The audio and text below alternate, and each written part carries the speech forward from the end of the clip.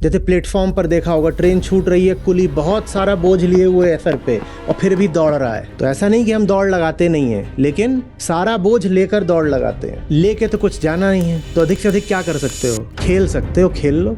जब लेके कुछ जा ही नहीं सकते तो खेल लो, खेलो और क्या। और एक ही खेल खेले, जितने खेल सकते हो सब खेल लो। किसी एक खेल से दिल क्या लगा रहे हो? दूसरे से भी नहीं लगाना है। खेलना सबसे है, इसको ऐसे भी कह सकते हो कि दिल भी सबसे लगाना है, पर सच याद रखना है। जिसने कुछ करा, करने के बाद मरी गया, तो अब सजा किसको मिलेगी? किसको मिलेगी? तो तुम भी अगर अतीत में बहुत घनेरे पहुंचे हुए पापी रहे हो, तो बचने का एक ही तरीका है, क्या? नमस्ते सर। अभी जीवात्मा के बारे में बात हुई, जिसे हम अहम भी कह सकते हैं। तो सर, इसी के संदर्भ में 3 तरह के कर्म भी आते हैं भारतीय दर्शन में, अद्वैत में। संचित कर्म, प्रारब्ध कर्म, क्रियमान कर्म। तो इन कर्मों का किस तरह से जीवात्मा से संबंध है?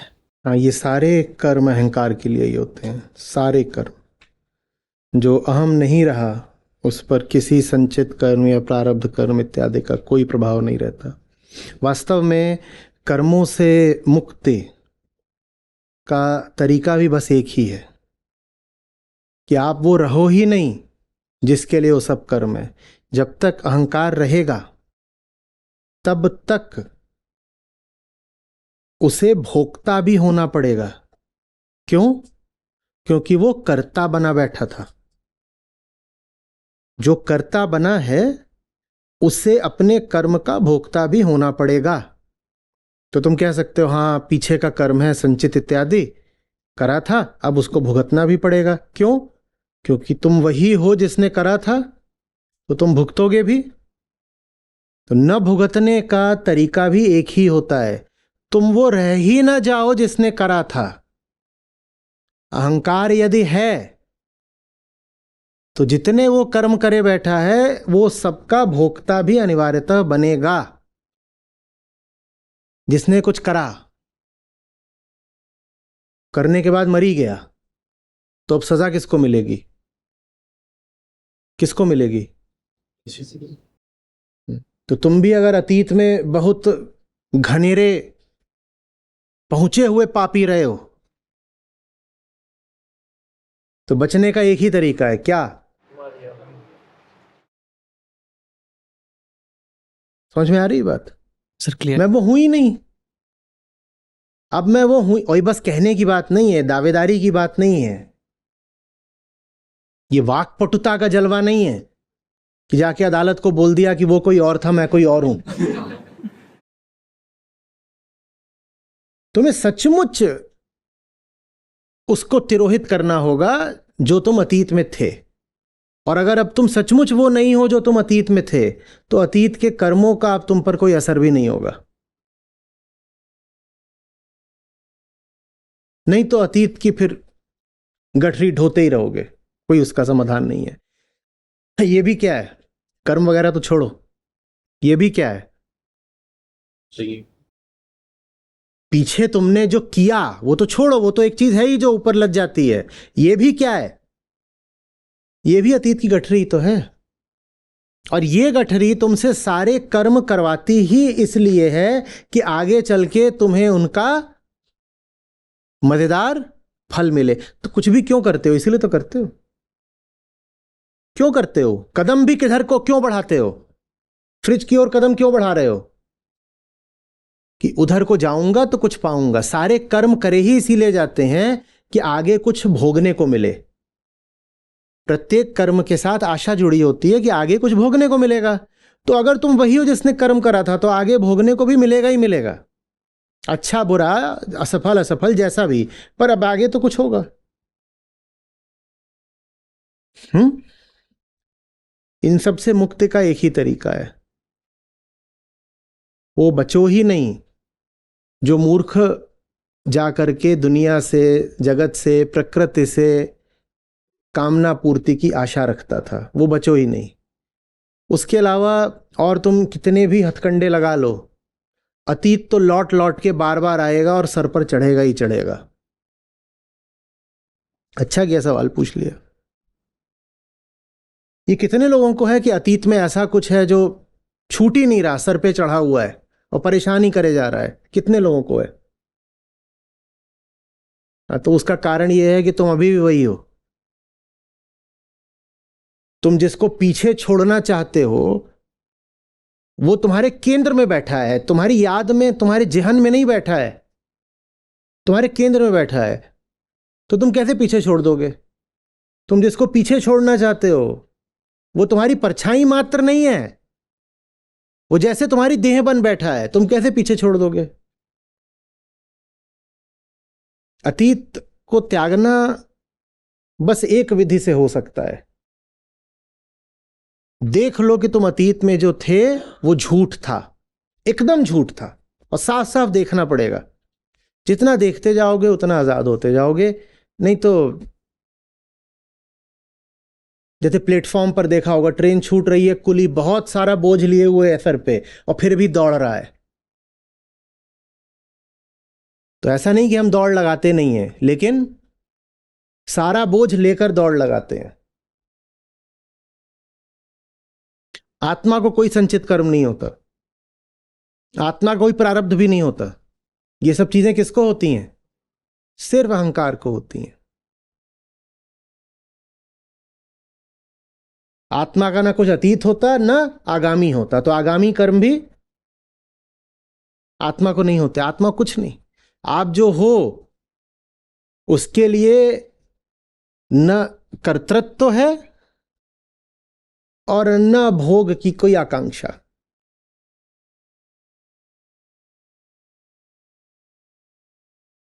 क्या है फिर? मौज है। लेके तो कुछ जाना नहीं है, तो अधिक से अधिक क्या कर सकते हो? खेल सकते हो, खेल लो। जब लेके कुछ जा ही नहीं सकते तो खेल लो। जैसे बच्चे छोटे को बहुत बड़ा कोई, समझ लो क्या बोले उसको, प्ले हाउस, उसमें उनको छोड़ दिया गया है, बहुत बहुत बड़ा, हर तरह के खेलने की सामग्री है वहां पर। और समय न सिर्फ सीमित है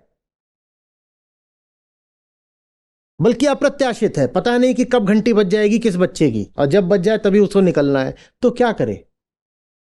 खेलो और क्या। और एक ही खेल खेले, जितने खेल सकते हो सब खेल लो। किसी एक खेल से दिल क्या लगा रहे हो? दूसरे से भी नहीं लगाना है। एक से नहीं लगाना माने ये नहीं है कि जाके दूसरे से लगा लो, किसी से नहीं लगाना है। खेलना सबसे है। इसको ऐसे भी कह सकते हो कि दिल भी सबसे लगाना है, पर सच याद रखना है। जब घंटी बजे तो हाथ में जो कुछ भी है उसको वहीं रखकर बस मुड़ जाना है। आपको आपको कोई बहुत चीज पसंद आ गई है, किसी चीज के लिए आप जी ही रहे हो। एक दिन मेरे व्यापार का इतना टर्नओवर हो जाएगा, आप जी ही रहे हो, चलो ठीक है। एक दिन मेरा बच्चा फलाने कॉलेज में चला जाएगा, चलो आप जी ही रहे हो उस चीज के लिए, ठीक है।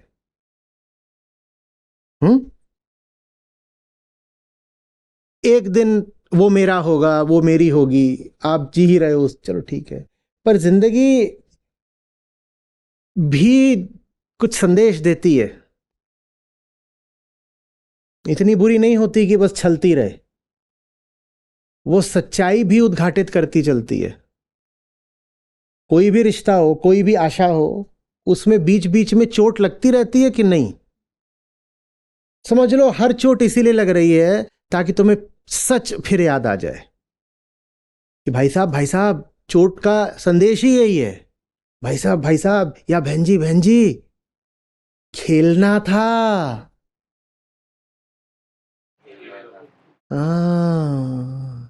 जकड़ना नहीं था। क्या? खेलना था, जकड़ना नहीं था। और जैसे ही आता है वैसे ही कहो रीसेट, ठीक है। गड़बड़ हो रही थी, खेल तो रहे थे पर कुछ भूल रहे थे, कुछ भूल रहे थे।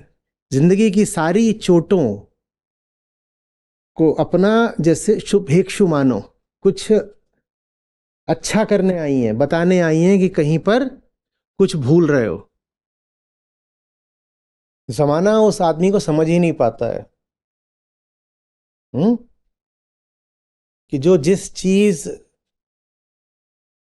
के प्रति पूरी तीव्रता से, घनिष्ठता से समर्पित हो,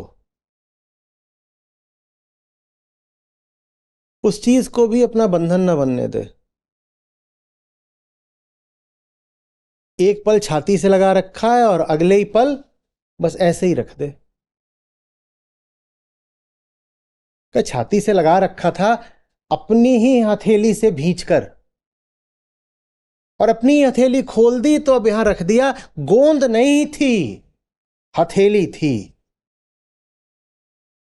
विवशता नहीं थी, लगातार चुनाव था। अभी ऐसे भींच रखा था और अभी ऐसे रख भी दिया। दुनिया समझ ही नहीं पाती। दुनिया कहती है ये तो अब काबू में आ गया, पकड़ में आ गया, इसकी कमजोरी दिख गई, ये फलाने विषय को लेकर आसक्त है। जहां कहीं भी तुम्हारी आसक्ति होगी ना, दुनिया बहुत हंसती है, क्योंकि जहां भी तुम्हारी आसक्ति होती है वहीं जमाना तुम पर चढ़ बैठता है। आपकी आसक्ति ही तो कमजोरी है ना, और दुनिया के लिए वही ताकत है दुनिया की। आप छोटा बच्चा लेकर निकलते हैं, आपको लूटने के लिए, जो आपके पास आएगा वो यही कहेगा, देखिए मैं इसके लिए एक आपको खास तरीके का गेम दे रहा हूं, इससे इसका ब्रेन पावर 8 गुना हो जाएगा।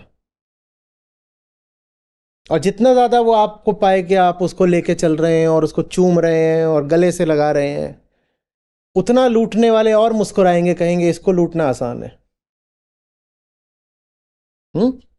जहां आपकी आसक्ति है वहीं दुनिया के सामने आपकी कमजोरी है। दुनिया तो आशा में रहती है कि कहीं कहीं कहीं आपकी आसक्ति दिख जाए, और दुनिया हैरत में पड़ जाती है ऐसों को देख करके जो एक पल छाती से लगाते हैं और अगले ही पल ऐसे रख भी देते हैं। फिर दुनिया कहती है धोखा हो गया, धोखा हो गया, इसने धोखा दे दिया। मतलब थोड़ी देर पहले तक ये नाटक कर रहा था, इसने कोई छाती वाती से नहीं लगा रखा था, इसका प्यार एक धोखा था। नहीं, प्यार सच्चा था, पर सच और ज्यादा सच्चा होता है। प्यार तो बिल्कुल सच्चा था, पर सच भी तो सच्चा होता है ना।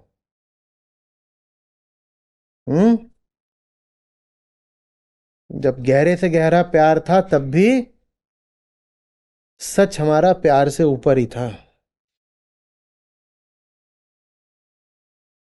जिस भी चीज के प्रति कुछ हो रहा हो, आसक्ति, ममता, या जिसको प्रेम कहते हो, अगर वो विषय व्यक्ति रूप में हो, चेतना रूप में हो, तो उसको बता देना कि प्यार हमारे लिए बड़ी बात है, पर प्यार से भी बड़ी बात है सच। बताए दे रहे हैं पहले ही। बाद में न कहना कि धोखा हो गया।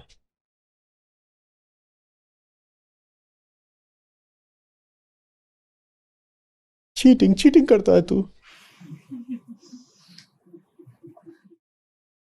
बोलिए। सर ये बोलने दे कुछ है। पूर्ण रूप से स्पष्ट नहीं हुआ तो सर अगर आप कृपा करेंगे कि तीनों कर्मों को अलग अलग रूप से आप अहम से जोड़कर बताएं। अलग अलग तुम्हें क्या जोड़ दूं कि इसका वो एक पीछे वाला होता है, एक आगे वाला होता है, एक होता है कि तीर चल गया है तो अब निशाने पर लगेगा ही। उनकी बात क्यों कर रहे हो? जिसके लिए तीनों तरह के कर्म होते हैं उसकी बात करो ना, किसके लिए होते हैं? सर समस्या ये है कि इसको पहले गलत तरीके से समझ लिया कि ऐसा समझाया गया पहले कि मैं जिम्मेदार हूँ उसका, है ना? वो ट्रेवल कर रही है और वो उसका प्रारब्ध है, वो आ रहा है। कितनी बार वो सूत्र वाक्य दिया ना तुम्हें, किसके किसके लिए? ये सारे कर्म किसके, इनका भोक्ता कौन, कौन कौन बोलो कौन, अहंकार। 3 तरह के नहीं, तुम 5 तरह के और भी बना सकते हो। लेकिन वो है अहंकार के, हैं सब किसके लिए, लेकिन अहंकार के लिए। अहंकार के लिए। जब अहंकार ही नहीं बचेगा तो अगला कर्म, पिछला कर्म, दायां कर्म, बायां कर्म, ये किसको आकर के दस्तक देंगे? और अगर अहंकार बचा रहेगा तो, बचा रहेगा तो सब झेलोगे। और फिर ये आफ्टर लाइफ चलेगा। आफ्टर लाइफ कुछ नहीं है, यही है आफ्टर लाइफ। इनको लग रहा है ये अभी एक लाइफ में ही बैठे हैं, दरवाजे के अंदर घुसे तो एक लाइफ है, बाहर निकलोगे दूसरी शुरू हो जाएगी, वही आफ्टर लाइफ है तुम्हारी।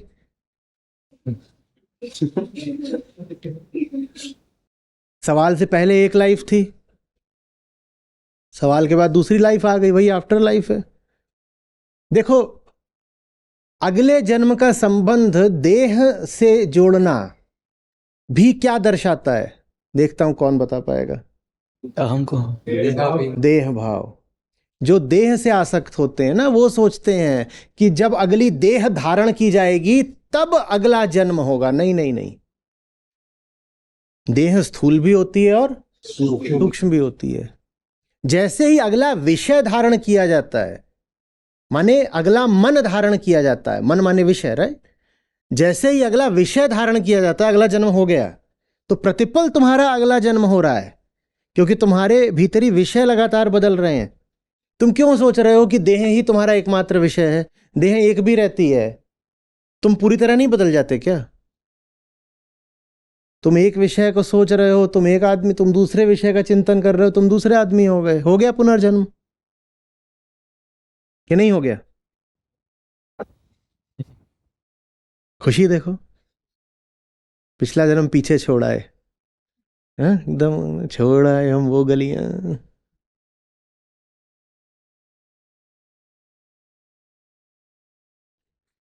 बताइए। धन्यवाद।